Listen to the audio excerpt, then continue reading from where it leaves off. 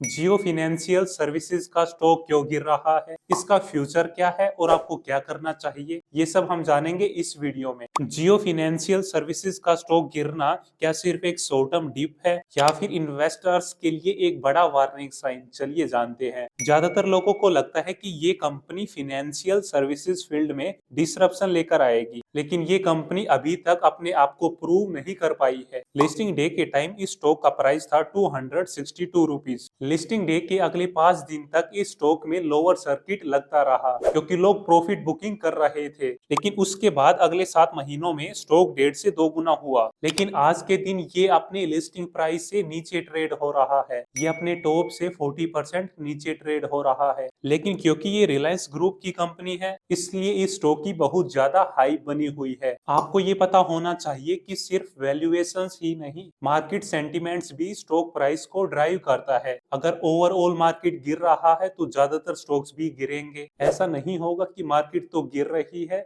और ज्यादातर स्टॉक्स ऊपर जा रहे हैं। जियो फिनेंशियल सर्विसेज अपने आप को एक होल्डिंग कंपनी बनाना चाहती है। ये अपने अंडर 6 सब्सिडरीज, 6 बिजनेसेस रन कर रही है, जो सभी के सभी फिनेंशियल सेक्टर से ही रिलेटेड है, like Jio finance limited, Jio insurance broking limited, Jio payment bank limited, Jio payment solution limited, Jio leasing services limited, asset management और mutual fund, wealth management and stock broking limited. देखा जाए तो ये कंपनी एक टाइम पर ही बहुत कुछ करना चाहती है। फिनेंस सेक्टर में जो भी कुछ है ये कंपनी वो सब करना चाहती है। इसको इंश्योरेंस में भी जाना है, लोन्स में भी जाना है, इन्हें म्यूचुअल फंड में भी जाना है, बैंकिंग में भी जाना है, करंट अकाउंट, सेविंग अकाउंट्स भी खोलने हैं। मुझे ऐसा लगता है कि डाइवर्सिफिकेशन होना चाहिए, लेकिन इतना ज्यादा डाइवर्सिफिकेशन भी नहीं होना चाहिए। कंपनी को पहले एक चीज में ही अच्छा करना चाहिए, उसके बाद धीरे धीरे डाइवर्सिफिकेशन करनी चाहिए। बहुत तेजी से डाइवर्सिफिकेशन के चलते इस कंपनी का रेवेन्यू और प्रॉफिट पिछले कई क्वार्टर से सेम ही है। कंपनी में बहुत लिमिटेड ग्रोथ देखने को मिल रही है। जिस एक्सपोनेंशियल ग्रोथ की एक्सपेक्टेशंस थी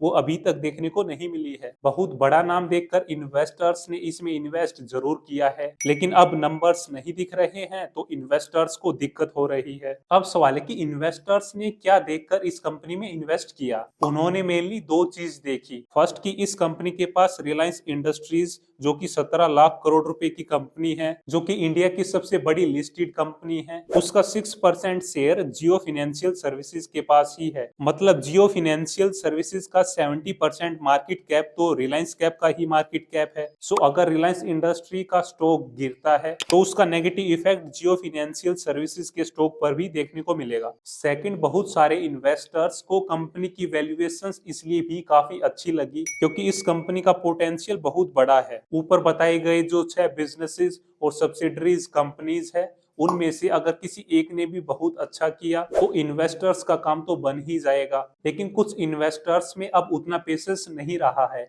इसलिए वो धीरे धीरे अपनी होल्डिंग्स को कम कर रहे हैं। मुझे ऐसा लगता है कि शॉर्ट टर्म के लिए तो नहीं, लेकिन लॉन्ग टर्म के लिए ये एक बहुत अच्छा इन्वेस्टमेंट ऑप्शन साबित हो सकता है। ये कंपनी के मल्टीपल फाइनेंशियल प्रोडक्ट्स होने के चलते ये क्रॉस सेलिंग बहुत अच्छे से कर पाएंगे। ये अपने इकोसिस्टम का बहुत अच्छे से बेनिफिट उठा पाएंगे। इनके पास जियो और रिलायंस का एक बहुत स्ट्रॉन्ग ब्रांड नेम है, इनके पास स्ट्रॉन्ग डिस्ट्रीब्यूशन है और काफी बड़ा डेटा है, और फाइनेंशियल सेक्टर भी एक बहुत बड़ा सेक्टर माना जाता है। सेंसेक्स और निफ्टी में सबसे ज्यादा वेटेज भी फाइनेंशियल सर्विसेज को ही मिलता है। अब हम जानेंगे कि इन सब चीजों के बावजूद भी ये स्टॉक इतना क्यों गिर रहा है। मार्केट का ओवरऑल सेंटीमेंट अभी काफी नेगेटिव है और इसका नेगेटिव इफेक्ट नए स्टॉक्स को भी फेस करना पड़ता है। कंपनी के लेटेस्ट क्वार्टरली रिजल्ट्स भी एक्सपेक्टेशन से काफी कम आए हैं। रेवेन्यू और प्रॉफिट ग्रोथ भी उतना ज्यादा अच्छा नहीं है। कंपनी के फ्यूचर प्लान्स भी उतने ज्यादा क्लियर नहीं है।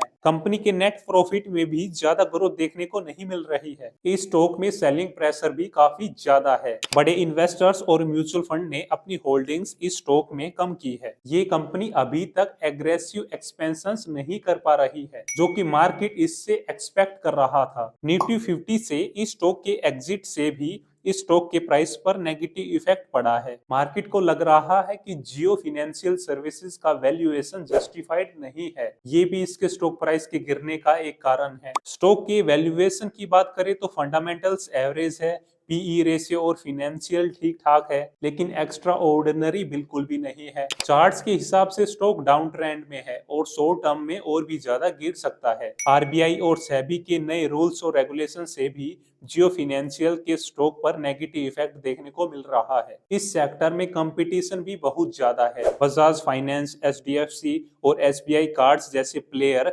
ऑलरेडी मार्केट में एस्टेब्लिश्ड है। अडानी भी फाइनेंशियल सर्विसेज में एंटर कर रहे हैं, जो कि जियो की कंपटीशन को और ज्यादा बढ़ाएगा। अगर जियो बहुत ज्यादा इनोवेटिव और डिसरप्टिव नहीं रहा तो शायद ये स्टॉक उतना ज्यादा अच्छा ना कर पाए। जियो फाइनेंशियल सर्विसेज में पोटेंशियल है, लेकिन अभी काफी चैलेंजेस भी है। अब हम बात करेंगे इस कंपनी के फ्यूचर के बारे में। रिलायंस की बैकिंग होने की वजह से जियो फाइनेंशियल सर्विसेज एक स्ट्रॉन्ग कंपनी है। इस कंपनी के पास रिलायंस कंपनी का सपोर्ट और बैकअप है, जो इसे लॉन्ग टर्म में बहुत बड़ा एडवांटेज देगा। अभी स्टॉक 30 to 40% डिस्काउंट पर मिल रहा है, लेकिन वैल्यूएशन अभी भी थोड़ी महंगी लग सकती है। जियो फाइनेंशियल सर्विसेज में लॉन्ग टर्म ग्रोथ पोटेंशियल जरूर है, पर एग्जीक्यूशन और कंपटीशन सबसे बड़ा चैलेंज भी है। अगर आप इसमें इन्वेस्टर हो या इन्वेस्टर बनना चाहते हो तो कंपनी के आने वाले डेवलपमेंट्स पर नजर रखो। ये कंपनी रिलायंस का पार्ट है और रिलायंस कभी भी एग्रेसिव ग्रोथ प्लान्स लेकर आ सकती है। लॉन्ग टर्म में इस स्टॉक की परफॉर्मेंस बिजनेस एग्जीक्यूशन पर डिपेंड करेगी। मुकेश अंबानी जी फाइनेंशियल सेक्टर पर राज करना चाहते हैं और इसका सीधा फायदा जियो फाइनेंशियल सर्विसेज के शेयर होल्डर्स को मिलेगा। जियो फाइनेंशियल सर्विसेज ने ब्लैक रॉक, जो कि दुनिया की सबसे बड़ी एसेट मैनेजमेंट कंपनी है, उसके साथ भी एक जॉइंट वेंचर शुरू किया है। जियो और ब्लैक रॉक मिलकर इंडिया के 60 ट्रिलियन से भी ज्यादा रुपीस की म्यूचुअल फंड मार्केट को कैप्चर करना चाहते हैं। अगर वो इस काम को सक्सेसफुली कर पाए तो ये स्टॉक बहुत ज्यादा वैल्यूएबल बन जाएगा। पिछले 5 सालों में इंडियन स्टॉक ब्रोकिंग इंडस्ट्री तेजी से ग्रो हुई है। डीमैट अकाउंट्स 5 साल में ही 4 करोड़ से 19 करोड़ पहुंच गए हैं। जियो अब पीएमएस, एआईएफ ट्रेडिंग और डीमैट अकाउंट सर्विसेज एक्सेट्रा लेकर आ रही है। इन सभी के चलते इस स्टॉक का फ्यूचर तो ब्राइट ही नजर आ रहा है, लेकिन शॉर्ट टर्म में आपको अपनी एक्सपेक्टेशंस जितने रिटर्न शायद ना भी मिले। आप ऐसे ही वैल्यूएबल कंटेंट के लिए इस चैनल को सब्सक्राइब करें। इस वैल्यूएबल कंटेंट को अपने दोस्तों के साथ जरूर शेयर करें।